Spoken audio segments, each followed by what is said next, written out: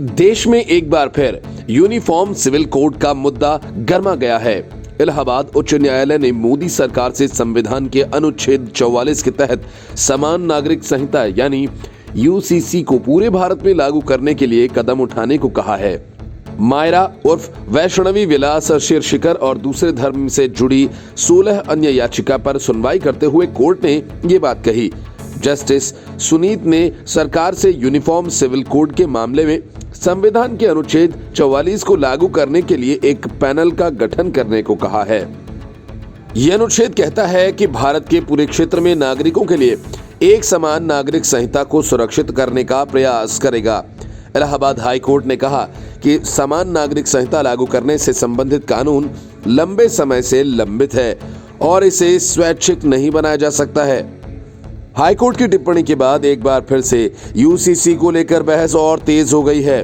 BJP समान नागरिक संहिता के समर्थन में रही है, लेकिन दुर्भाग्य से मुस्लिम तुष्टीकरण के लिए कांग्रेस और अन्य दलों ने हमेशा यूसीसी का विरोध किया है। कोर्ट के मुताबिक बाबा साहेब भीमराव अंबेडकर ने कहा था कि समान नागरिक संहिता को विशुद्ध रूप से स्वैच्छिक नहीं बनाया जा सकता है। उन्होंने उस दौरान भी अल्पसंख्यक समुदाय के डर और आशंकाओं को देखते हुए ये बात कही थी। कोर्ट ने आगे कहा कि इस मामले पर अनावश्यक रियायतें देकर कोई भी समुदाय बिल्ली के गले में घंटी को बजाने की हिम्मत नहीं करेगा। ये देश की जरूरत है और ये सरकार की जिम्मेदारी है कि वो नागरिकों के लिए यूसीसी को लागू करे और उसके पास इसके लिए विधायी क्षमता है। उच्च न्यायालय ने हिंदू परिवार संहिता की सराहना करते हुए कहा कि ये एक समान नागरिक संहिता के रूप में कार्य करता है और नागरिकों को एक संयुक्त हिंदू नागरिक के रूप में एकीकृत करता है। दिल्ली हाई कोर्ट ने भी देश में समान नागरिक संहिता लागू करने के लिए सरकार से कहा था। दिल्ली हाई कोर्ट की जस्टिस प्रतिभा एम सिंह ने टिप्पणी की थी कि समान नागरिक संहिता लागू होने से समाज में होने वाले झगड़ों और विरोधाभासों में कमी आएगी, जो अलग अलग पर्सनल लॉ के कारण उत्पन्न होते हैं।